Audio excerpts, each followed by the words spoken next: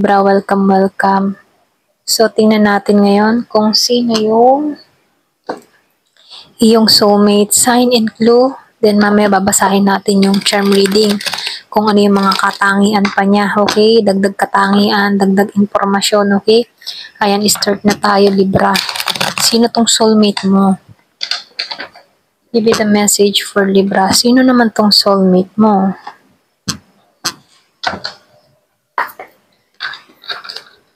So, kuha na ako ng 4 para mabilis tayo. Ayan. Dire-diretsuhin na natin to, no? Give it a message for Libra. Sino yung soulmate mo? Mga senyales, katangian niya rito.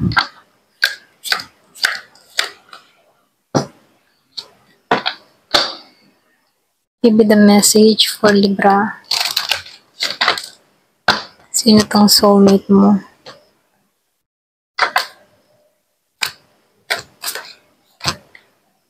Ayan.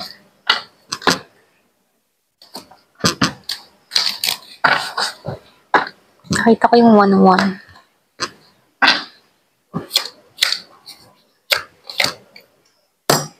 Start na tayo. Sino tong soulmate mo? Ang kanyang katangian. Oh.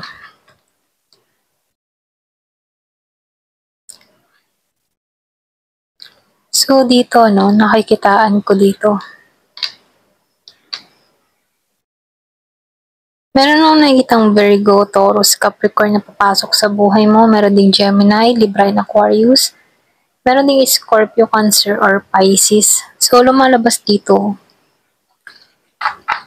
Yung iba sa inyo, or pwede rin siya yung tipo ng tao nagsisimula pa lamang, okay?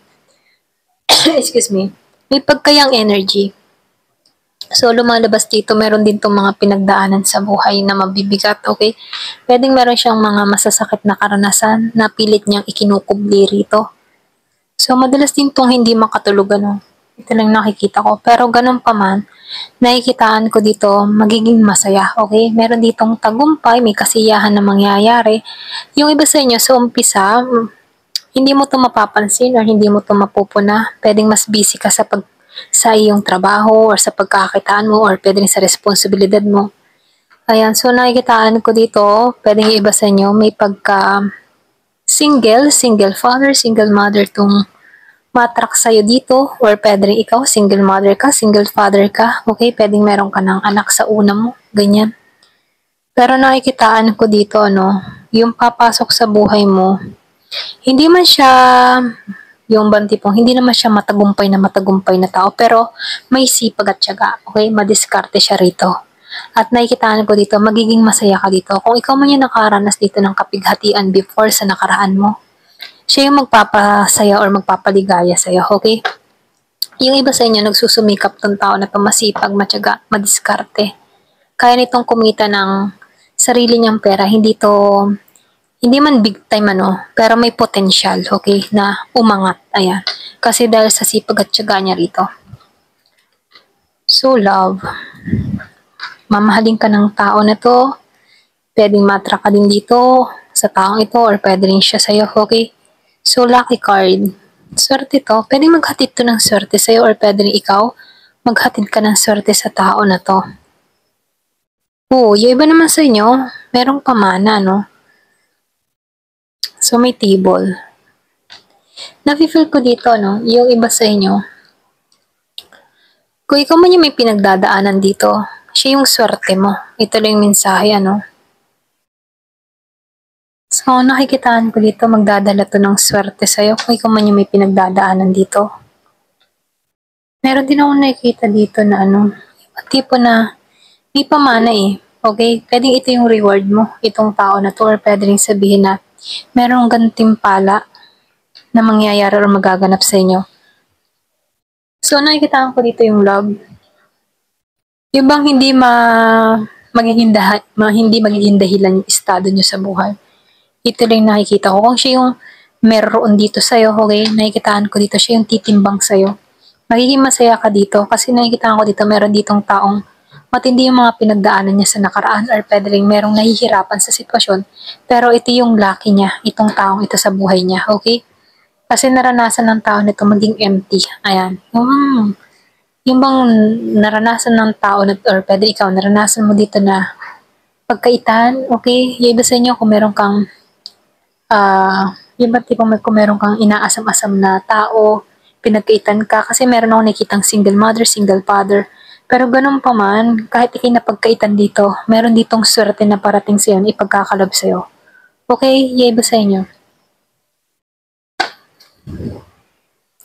So, meron ditong manifestation, ano, madalas mo makikita yung 888. Isa din tong ano, yung tipong isa din tong senyales, ano, yung 888, angel number 888. Kasi nakikitaan ko dito, equal lahat, ano, yung heart chakra mo, yung solar chakra mo, okay? So, yung root chakra mo.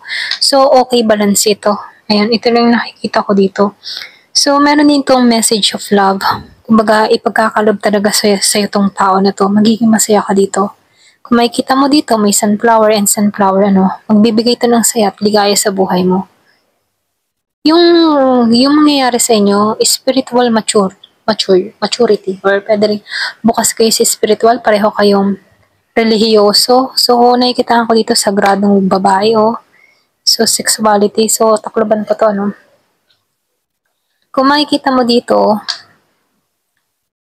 meron ditong secret woman. Yung iba sa inyo, pwedeng ikaw yung tipo ng tao na madasalin, humahanap ka talaga ng mas malalim na connection. Ayaw mo lang ng fling-fling, or pwede rin siya yung ganun dito, no? Siya yung, diba may makikita tong katangian sa'yo na kung saan malalim na connection. Andun din yung sexual attraction sa'yo, okay? Hindi lang sa lalim ng connection, andun din yung nararamdaman, okay? Physical, mental, spiritual. Ito lang nakikita ko. Kaya dito, meron ditong spiritual maturity kasi pareho kayong balance dito, okay? So, ganun yung mga katangian ng taong parating sa buhay mo. So, nakikita ko dito 34, meron 31, 22, 27. Pwedeng may age gap sa inyo. 7, 4, or pwede rin 9 years gap. 4 years gap, 7 years gap, okay? So, malaki yung agwat ninyo kasi meron ako nakikitang young energy dito and maturity. So, lumalabas dito, malaki yung agwat niya sa isa't isa. Pero pagsasamahin kayo, ikaw yung magiging lucky charm sa tao na to.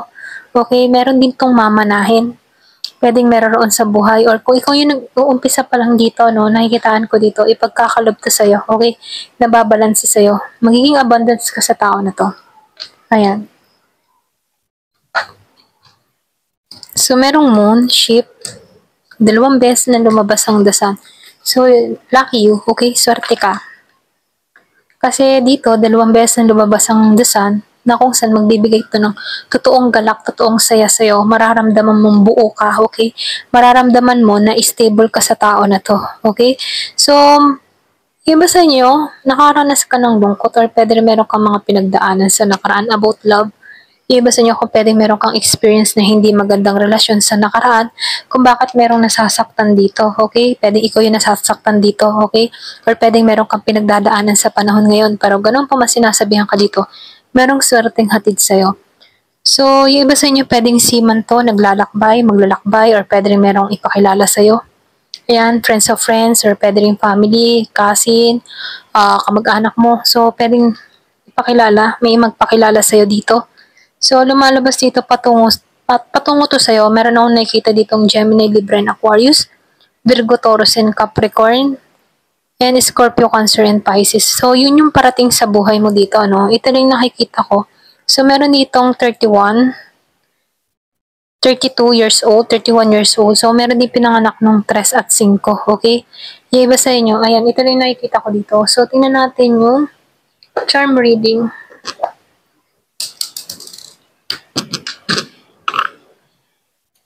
Give me the message. Ano pa yung mensahe sa'yo?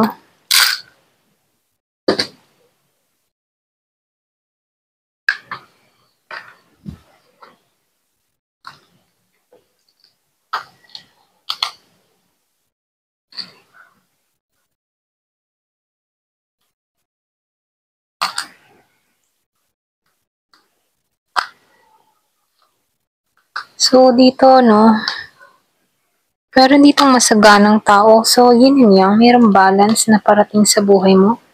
Huwag ka mawala ng pag-asa kasi yung manifestation mo, matutupad to. So, lumalabas din dito, no? Chill lang tong tao na to. Cool. Merong 5. Pwedeng 51 yung iba sa inyo. 25, 29, 27. Merong V and Z. Pwedeng sa first letter. Meron din Q, I. Merong M and W. Meron ding F. May I. So, dito, no, I love. So, merong, kumbaga mamahalin ka ng tao na to. So, wish come true. May paglalakbay na mangyayari. Meron din ako nakikita ang B. So, meron 28, 29, 51, 58, 57, 52. Ayan, yung iba sa inyo, may edad na rin to. Or pwede rin pinanganak noong 1982. And 1982, 1985, 1987. And then yung iba naman, 1952, 1958, 1957. Okay? So, dito mall, merong mall. Pwedeng makilala mo sa mall, makasalubong mo sa mall. Smell good, may mabango. Sexy. Iba sa inyo, sexy to. Foreigner. Yung iba sa inyo, foreigner. May edad na. Pwedeng 8 years ang gap, 10 years ang gap, 7 years, 2 years, 5 years, 9 years. So, may gap. May gap sa inyong dalawa. Virgo siya. Pwede pinanganak ng August. Virgo. August 28, August 29, August 25, 27. Okay? So, meron ditong true love. Engineer yung iba. Makeup, pwede magustuhan ka niya. Pwedeng sa makeup mo. Pwedeng light ang makeup mo or pwedeng may something sa makeup mo. Rich man, yung iba sa inyo mayaman to. Kasi may inheritance may mana. O ikaw yung nahihirapan sa pera, magiging masaya ka dito. Kasi pwedeng siya yung makatulong sa sitwasyon mo. Meron ding Leo. Meron kang pinagdadaanan sa buhay. Scorpio, merong Scorpio din darating sa buhay mo. Scorpio, Leo. Natural lang. Pwede ito yung magustuhan niya sa'yo. Natural ka lang. Walang keme, walang arte, walang yabang, mga ganun. Love at first sight. Love at first sight. Pwede makita ka sa mall. Malove at first sight sa'yo. Bigla kang nasilayan. Medyo liberated nga lang to. Kaibahan sa'yo. Kasi lumabas foreign ready. Sa yun, medyo liberated. Iba yung inyong paniniwala. Sa Asia, may Asia. Pwedeng Asian din. Parang Korea, Japanese, Taiwanese, ano pa ba? Malaysia, mga ganun. Pwedeng ganun siya. May office staff.